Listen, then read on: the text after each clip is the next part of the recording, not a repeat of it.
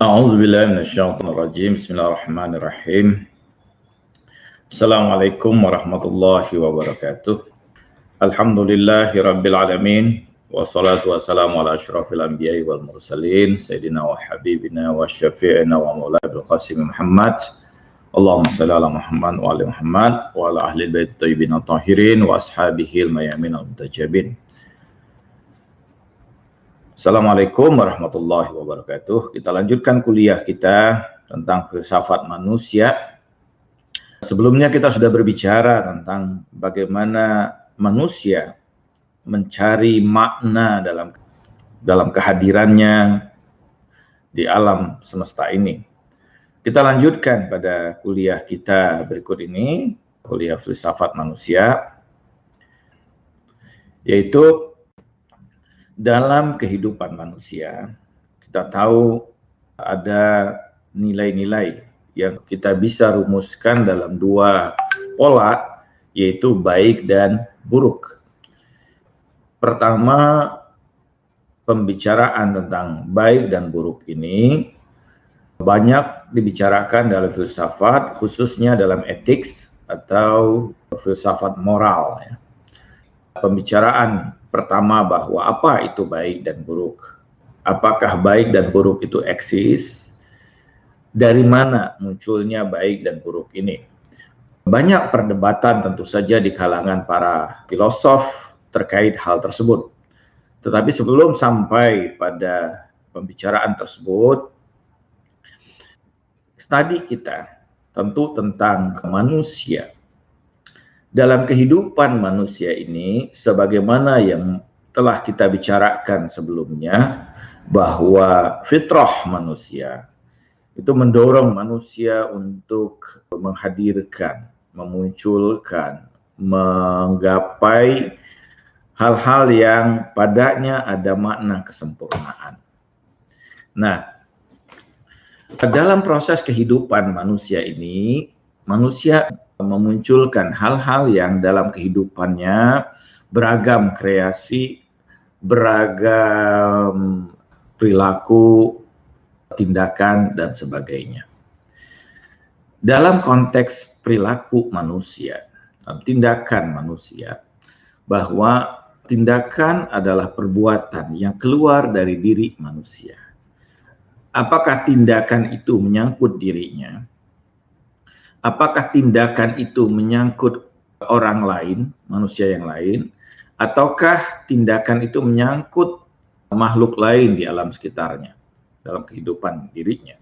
Nah, dalam perilaku ini, dalam tindakan ini, yaitu tindakan perilaku yang keluar dari diri manusia ini, itulah yang memunculkan nilai baik dan buruk. Para filosof misalnya menggambarkan ada beragam pemaknaan terhadap nilai baik dan buruk ini. Bahwa ada yang mendasarkan nilai dari baik dan buruk itu berdasarkan efek atau manfaat yang ditimbulkan dari tindakan tersebut. Sekiranya tindakan itu memberikan manfaat dalam kehidupan manusia, maka itu adalah sesuatu yang disebut sebagai kebaikan. Apakah manfaat itu untuk dirinya, manfaat itu untuk orang lain, atau manfaat itu untuk alam sekitarnya. Jadi segala sesuatu dalam pandangan yang pertama ini diukur berdasarkan manfaat. Tetapi bahwa bisa jadi segala sesuatu yang tidak memberikan manfaat, maka itu sesuatu yang buruk. Nah, ini pandangan pertama. Pada pandangan yang kedua, bahwa baik dan buruk itu berdasarkan hasrat atau dorongan yang muncul dari diri manusia itu, dengan kesadaran dirinya. Jadi kalau hasrat dan dorongan itu muncul dari kesadaran yang ada pada dirinya, maka itu kebaikan. Tapi kalau itu muncul bukan dari kesadaran dirinya, atas dasar keterpaksaan, atas dasar tekanan, maka itu satu keburukan. Ini pandangan kedua. Pandangan ketiga yang memandang bahwa segala nilai yang padanya ada nilai kesempurnaan, maka itu adalah satu kebaikan. Sementara segala nilai yang padanya tidak ada nilai kesempurnaan tersebut, maka itu satu keburukan. Pada pandangan yang lain adalah tindakan yang memberikan kebaikan bagi diri orang yang melakukannya adalah kebaikan, sementara sekalipun bahwa tindakan itu mungkin efek buruk pada yang lain. Dan segala tindakan yang membuat kerugian pada diri orang yang melakukannya, maka itu adalah keburukan. Dari sini kita melihat bahwa ada beragam pandangan yang menggambarkan apa itu baik dan buruk dari tindakan manusia. Tapi seluruh filosof sepakat bahwa penilaian terhadap baik dan buruk itu adalah tindakan yang muncul dari diri manusia. Apakah tindakan ini? Tindakan adalah segala perbuatan yang muncul dari dorongan kesadaran akliyah manusia atau hasrat yang muncul dari diri manusia itu yang mendorong dia melakukan aktivitas tertentu, perbuatan tertentu. Nah, segala perbuatan yang muncul dari diri manusia inilah yang melahirkan nilai tersebut. Jadi oleh karena itu bahwa para filosof sepakat bahwa ukuran dari atau nilai baik dan buruk itu muncul dari tindakan. Jadi penilaian terhadap tindakan inilah yang memunculkan konsep baik dan buruk. Tetapi bahwa tindakan semata sebenarnya itu adalah akibat. Kalau kita pahami lebih jauh dalam konteks filsafat, khususnya pada filsafat Islam, bahwa tindakan itu adalah akibat dari dorongan kesadaran akliyah yang muncul pada diri manusia. Setiap tindakan itu ada tujuannya. Setiap tindakan itu ada yang mendorong keluarnya tindakan itu. Apa yang mendorong itu? Itulah kesadaran cara pandang manusia. Karena itu bahwa sumber sebenarnya dari nilai baik dan buruk bukan sekedar tindakan, tapi sumber dari baik dan buruk adalah kesadaran manusia itu. Nah, karena itu bahwa kesadaran manusia, akal manusia dalam konteks ini yang menjadi senter dari kesadaran manusia menjadi satu sumber utama dalam memunculkan satu nilai baik dan buruk. Jadi bukan karena sekedar tindakan semata kemudian muncullah nilai baik dan buruk, tapi kesadaran itulah yang mendorong munculnya tindakan yang menghasilkan nilai baik dan buruk. Para filosof misalnya Muslim, baik itu Ibnu Sina, Sadra, atau belakangan seperti Alamat Toba-Tobai atau Mutahari, memberikan bukti bahwa segala jenis tindakan manusia itu dapat dinilai kalau itu muncul dari kesadaran akliyahnya.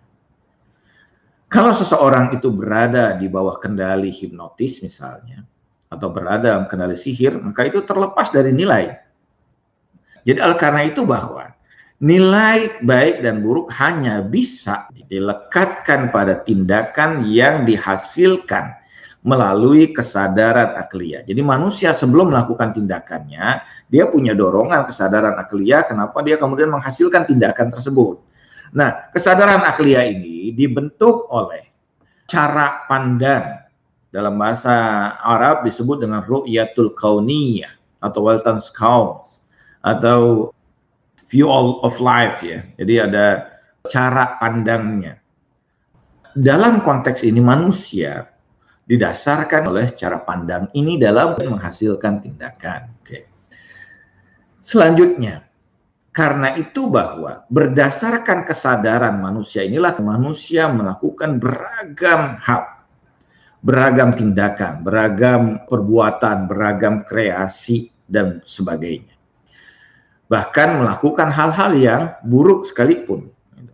Tentu didasarkan pada sebuah kesadaran yang muncul dari kesadaran akalnya. Karena itu bahwa para filosof Muslim yang paling mendasar dari diri seseorang itu adalah membenahi kemudian cara pandang dalam proses kehidupan dirinya.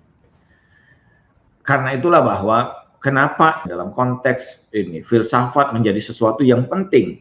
untuk memperbaiki cara pandang manusia tersebut. Nah, nilai baik dan buruk, pertama bahwa kita tidak sekedar, para filosof muslim misalnya, bahkan seperti Ibnu Sina menggambarkan bahwa nilai itu tidak hanya didasarkan pada manfaat, bahwa manfaat itu adalah sesuatu yang bisa jadi dia dianggap bermanfaat, tapi bahwa itu sesuatu yang sesungguhnya tidak baik, ada sesuatu yang buruk. Nanti kita bicarakan. Sebagai contoh misalnya, bahwa hubungan seksual secara biologis itu tentu memberikan manfaat, memberikan kebaikan bagi diri manusia. Tetapi bahwa ada nilai-nilai lain yang ada tindakan seksual yang dianggap baik, ada tindakan seksual yang dianggap buruk. Dalam konteks tindakan sama. Tetapi ada hal lain yang akan memberikan nilai. Jadi tidak semata berdasarkan nilai kemanfaatan, bahwa pengukuran nilai baik dan buruk. Yang kedua, bahwa penetapan sesuatu nilai baik dan buruk juga itu bukan sekedar didasarkan oleh akal manusia, bahwa fitrah manusia juga memberikan rambu-rambu dalam proses baik dan buruk.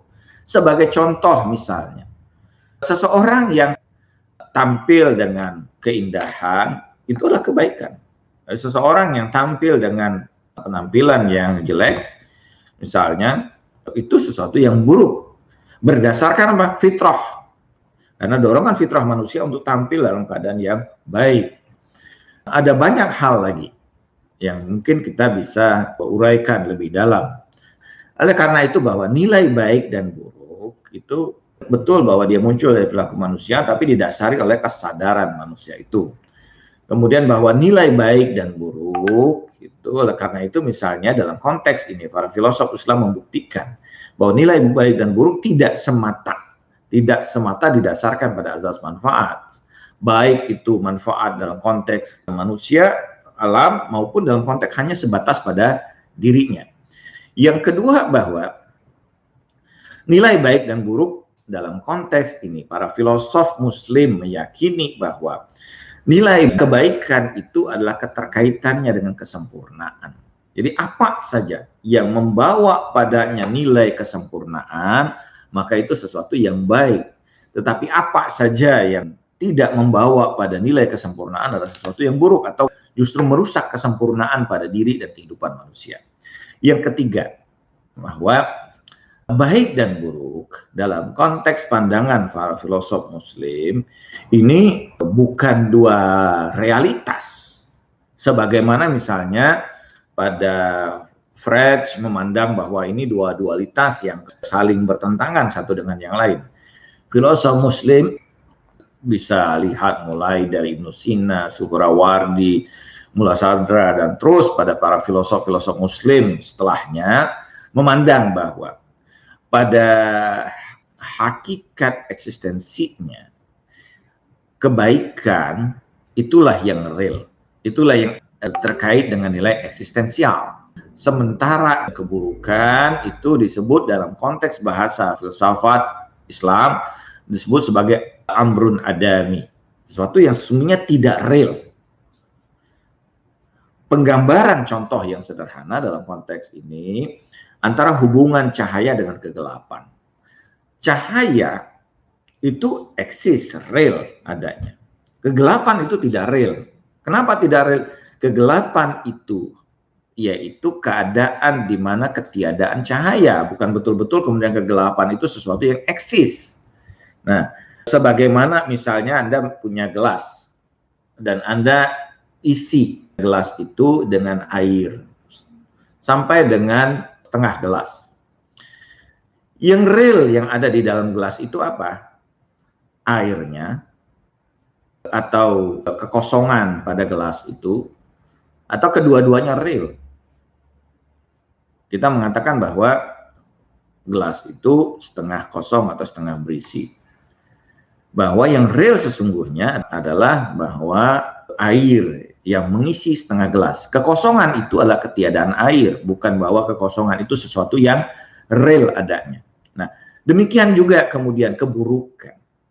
Pada dasar eksistensi, bahwa kebaikan itulah yang eksis, yang real adanya. Kenapa?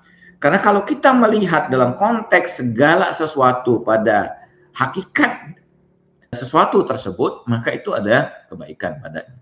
Apapun yang dalam konteks perwujudan yang ada di alam semesta ini, pada hakikatnya adalah kebaikan. Tetapi bahwa padanya juga nilai keburukan itu sesuatu yang dia menempel, sesuatu yang sebenarnya tidak eksis, seperti pada kegelapan itu. Baru ada hal-hal tertentu yang ketika, karena segala sesuatu ini menunjukkan nilai kesempurnaan, segala sesuatu yang kurang dari kesempurnaan itu, atau justru menghalangi kesempurnaan itu, maka itulah yang memunculkan konsep buruk. Bodoh itu buruk. Bodoh itu pada hakikatnya tidak real. Bodoh itu adalah ketiadaan ilmu.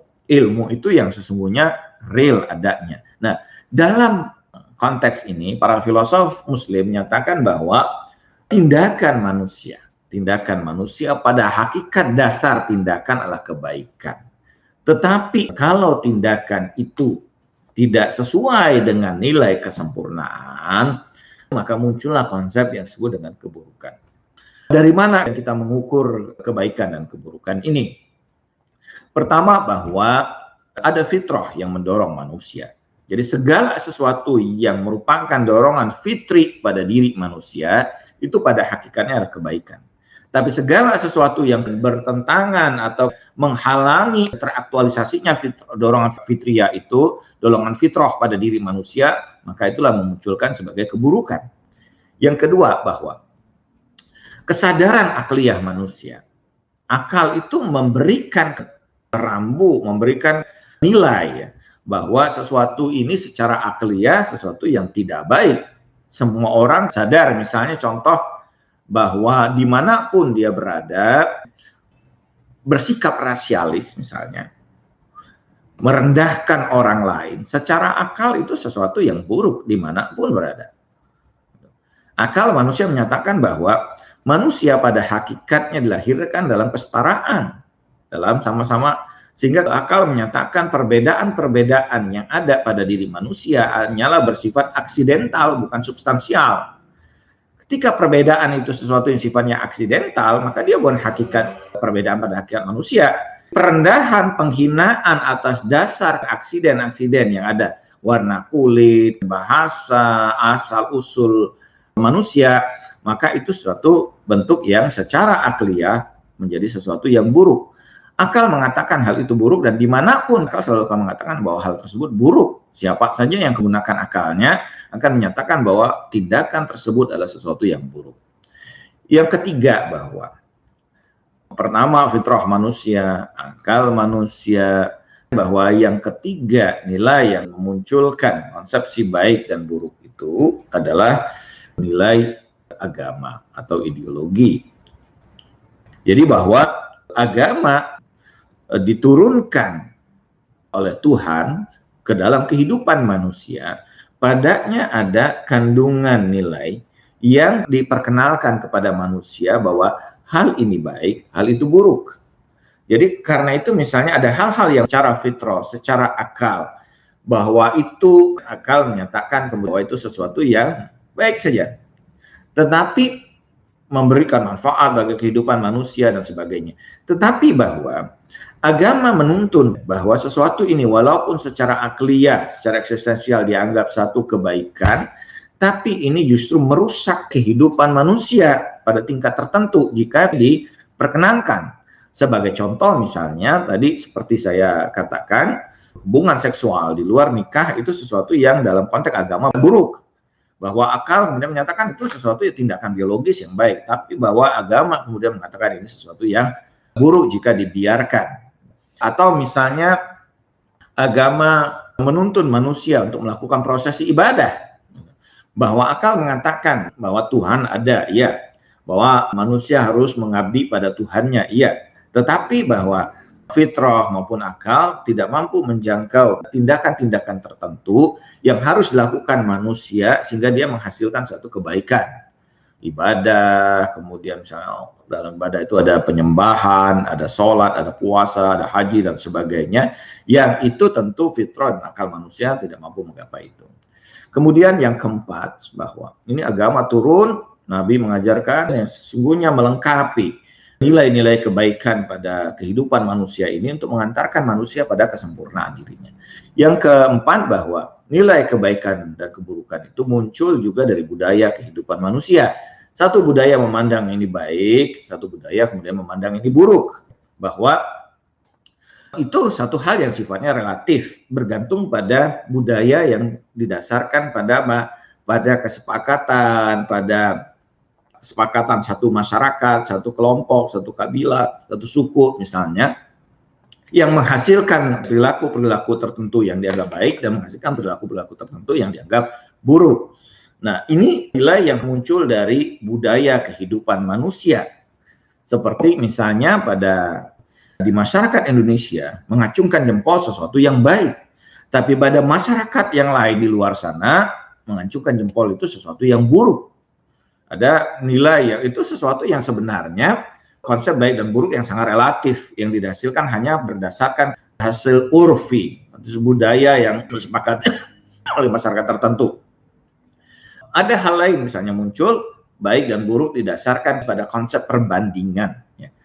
Misalnya begini, bahwa si A itu cantik, si B itu tidak cantik. Konsepsi cantik itu sebenarnya, konsepsi kemudian bahwa dia jelek itu muncul karena sebuah hasil dari sebuah proses perbandingan. Dia tidak betul-betul real. Yang real adalah kecantikan. Bahwa seorang perempuan bagaimanapun keadaannya, ketika dia berada dalam kesendiriannya di satu pulau, tidak ada pembandingan, dilihat dari konteks dirinya, maka dia cantik. Demikian juga seorang laki-laki, ya, bahwa tanpa perbandingan apapun dilihat sebagaimana dirinya, dia tampan. Nah, munculnya kemudian konsep jelek misalnya itu didasarkan dalam konteks ini, didasarkan pada proses perbandingan. Anda mengatakan bahwa dia pintar, dia bodoh, berdasarkan konsepsi perbandingan. Pada hakikatnya semua manusia memiliki pengetahuan, memiliki ilmu. Tapi karena ini dibandingkan antara satu dengan yang lain, maka muncul konsep cerdas, konsep pintar, dan konsep bodoh. Ini beragam sumber yang menghasilkan nilai pada kehidupan manusia. Nah, dalam konteks ini, pertama bahwa dari kesadaran tentang bahwa kebaikan itu membawa kebaikan dalam kehidupan manusia, sehingga manusia berusaha untuk membuat beragam ketentuan-ketentuan yang akan menghasilkan kebaikan dalam proses kehidupan manusia. Beragam aturan dan sebagainya itu muncul dalam proses kehidupan manusia dalam tujuan untuk menghasilkan kebaikan dalam kehidupan manusia. Nah, demikian juga hukuman-hukuman muncul untuk menghalangi terjadinya keburukan, terjadinya kejahatan dan sebagainya, atau hal-hal yang membawa keburukan pada kehidupan manusia. Nah, nilai yang menjadi sumber kebaikan dan ini beragam. Berpemahaman tentang kebaikan seperti yang saya gambarkan antara kebaikan dan keburukan juga memiliki beragam pandangan. Tetapi seluruh manusia pada hakikatnya menginginkan kebaikan. Dan seluruh manusia membenci keburukan. Kenapa? Karena itu satu fitrah yang memang ada pada diri manusia. Jadi jika kita dalam konteks ini kita perhatikan misalnya, maka kita akan melihat bahwa proses kehidupan manusia itu didasarkan pada kedua nilai ini. Ada kalanya ada sesuatu yang dianggap buruk oleh manusia, padahal itu sesungguhnya kebaikan. Sebagai contoh, rasa sakit misalnya, itu dianggap sebagian besar kita sebagai satu keburukan. Orang tidak mau sakit, atau orang tidak menginginkan sakit itu. Tetapi pada hakikat rasa sakit itu sendiri, itu satu kebaikan. Kenapa? Itu satu bentuk alarm pada diri manusia yang memberikan isyarat pada manusia itu ada satu keadaan disharmoni yang terjadi pada tubuhnya. Atau ada satu problem yang terjadi pada dirinya yang segera harus dia atasi, yang segera harus dia tangani. Jadi sebenarnya rasa sakit itu adalah kebaikan karena dia satu bentuk alarm pada diri manusia itu untuk menyadarkan manusia bahwa pada dirinya ada satu problem yang membahayakan dirinya. Semakin cepat dia mengetahui munculnya rasa sakit itu, semakin cepat dia mengatasi problem itu. Ada kalanya kemudian, kadang-kadang orang yang sudah mengalami penyakit tertentu, kadang-kadang tidak sadar dengan rasa sakit itu, sehingga ketika dia sadar, dia sudah berada pada kondisi yang buruk. Ini karena itu kalau kita melihat bahwa ada banyak manusia yang membenci sakit itu sendiri, padahal sakit itu adalah satu kebaikan. Rasa sakit itu sendiri sebenarnya adalah isyarat, adalah alarm yang mengingatkan manusia tentang problem atau disharmoni yang terjadi pada dirinya. Nah, ini memberikan gambaran pada proses ini, pada apa yang saya gambarkan pada konteks ini, memberikan gambaran kepada kita bahwa manusia ini dalam kehidupan ini, dia menampilkan beragam kebaikan dan keburukan, dan ini terus ada kalanya, dan ini menjadi satu problem bahwa pandangan yang keliru terhadap upaya mewujudkan kebaikan ini sehingga menyebabkan terjadinya beragam persoalan sosial dan politik. Terjadi peperangan, terjadi penzaliman dan sebagainya karena kekeliruan dalam cara memandang kebaikan. Bagian memandang bahwa kalau saya menguasai kelompok lain atau masyarakat yang lain atau bangsa yang lain, maka itu kebaikan bagi kami. Bahwa nilai kebaikan pada hakikatnya tidak didasarkan hanya untuk kepentingan diri seseorang atau kelompok tertentu saja, bahwa kebaikan itu adalah nilai yang sifatnya universal, dan ini tentu bukan hanya di dalam upaya mewujudkan kebaikan, tentu dengan cara yang baik, bahwa proses menghasilkan kebaikan itu juga harus dilakukan dengan proses yang baik. Karena tidak akan mungkin sesuatu yang sifatnya mencapai pada derajat kesempurnaan dihasilkan melalui satu jalan yang tidak baik atau buruk misalnya. Nah, karena itu bahwa cara pandang terhadap kebaikan dan keburukan ini menjadi sesuatu yang sangat penting. Manusia dalam proses kehidupan ini menghasilkan nilai-nilai kebaikan dan keburukan. Nah, problem sekarang yang terjadi pada saat kita sekarang ini yang misalnya dikritik oleh orang-orang seperti Syed Nasr dan sebagainya, bahwa ketika kekeliruan pandangan atau nilai baik dan buruk ini, maka ini yang menghasilkan problem pada kehidupan manusia. Mereka yang mendasarkan diri pada pandangan materialisme atau pandangan humanism yang memandang bahwa manusia adalah fokus dari segala sesuatu, sehingga apa yang ada di sekitarnya itu adalah benda yang materi yang dapat dia eksploitasi sesuai dengan kepentingan dirinya. Apapun yang dalam tujuan untuk memberikan kemanfaatan hanya pada kehidupan manusia ini, itu dianggap sebagai satu kebaikan. Karena center dari humanisme itu adalah manusia, humans.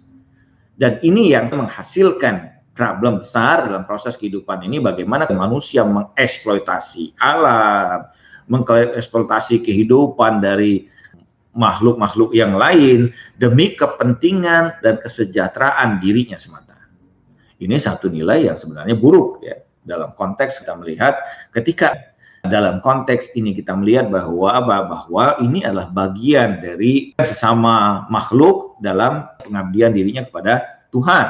Jadi manusia bukan center dari segala sesuatu dalam konteks filsafat Islam, tetapi pada pandangan humanisme misalnya bahwa manusia lah yang menjadi center sehingga segala sesuatu dapat dieksploitasi untuk kehendak dirinya, dan apapun yang muncul dari kehendak diri manusia ini adalah kebaikan. Ini satu hal yang pandangan yang jelas bahwa ditolak dalam filsafat Islam. Nah, karena itu bahwa kehadiran manusia, nanti kita bicarakan pada topik berikutnya, memberikan makna tertentu dalam hubungan antara manusia dengan alam yang ada ini. Tetapi bahwa nilai baik dan buruk itu tidak semata didasarkan hanya pada kepentingan manusia, hanya kepentingan kehidupan pelayanan pada kehidupan manusia, tetapi ada nilai-nilai lain yang bahwa kebaikan dan keburukan bukan hanya sekedar ditentukan oleh azas manfaat. Kebaikan dan keburukan itu pada kesadaran fitriyah, kesadaran akliyah, kesadaran agama, kesadaran bahwa ini bagaimana agama memberikan tuntunan yang lebih memiliki nilai kemanusiaan yang lebih universal dalam proses kehidupan ini. Karena itu bahwa dalam konteks pembicaraan kita, kehadiran manusia memberikan nilai yang menghasilkan konsep baik dan buruk. Dalam pandangan kemudian para filosof muslim bahwa kebaikan adalah satu hal yang eksistensial, sementara keburukan itu adalah sesuatu yang sifatnya relatif, sesuatu yang dia tidak betul-betul eksis, dia sesuatu yang sifatnya relatif. Yang eksis itu adalah kebaikan itu sendiri. Yang kedua, bahwa dalam menentukan nilai kebaikan dan keburukan, diri manusia dibekali dengan fitrah dan akalnya, tapi pada saat yang sama ada tuntunan agama, budaya yang membentuk nilai kebaikan dan keburukan. Ada kebaikan yang sifatnya universal, ada kebaikan yang sifatnya relatif. Bahwa kebaikan yang sifatnya universal adalah dibentuk berdasarkan kesadaran fitrah, akal manusia, itu sesuatu yang sifatnya universal. Tapi ada kebenaran atau kebaikan yang sifatnya relatif, seperti misalnya kebaikan yang dihasilkan oleh budaya lokal tertentu, misalnya itu hanya pada tingkat lokal tersebut dianggap sebagai kebaikan didasarkan pada urf yang berlaku. Sementara bisa jadi bahwa pada tempat lain itu dianggap sebagai satu keburukan karena berdasarkan kemudian bahwa ini kebaikan dan keburukan yang bersifat relatif ya. Tapi ada kebaikan yang sifat hakiki, yang sifatnya universal, yang muncul dalam proses kehidupan manusia. Tujuan utama kebaikan itu tidak lain pada hakikatnya menyampaikan manusia pada puncak kesempurnaan kemanusiaan dirinya. Ini pengantar kuliah kita pada hari ini terkait dengan nilai kebaikan dan keburukan dalam proses kehidupan manusia. Ada kalanya mungkin kebaikan bisa jadi bahwa itu sesuatu yang buruk mungkin yang dirasakan oleh manusia, tapi sebenarnya itu menghasilkan sesuatu yang baik. Sebagai contoh misalnya terjadinya bencana gempa bumi, kemudian juga misalnya letusan gunung, itu yang mungkin dalam kehidupan manusia pada kelompok tertentu dianggap satu keburukan. Tapi kalau dilihat berdasarkan nilai yang lebih besar lagi, kita mendapatkan itu sebagai suatu mekanisme alam dalam upaya meremajakan dirinya dan memberikan manfaat kebaikan yang lebih besar bagi alam dan manusia yang akan datang. Nah, mudah-mudahan ini bermanfaat bagi kita tentang melihat bahwa bagaimana kehadiran manusia ini memberikan konsepsi nilai baik dan buruk dalam proses kehidupan manusia. Terima kasih atas perhatiannya. Insya Allah kita berjumpa lagi pada kuliah filsafat manusia berikutnya. Wassalamualaikum warahmatullahi wabarakatuh.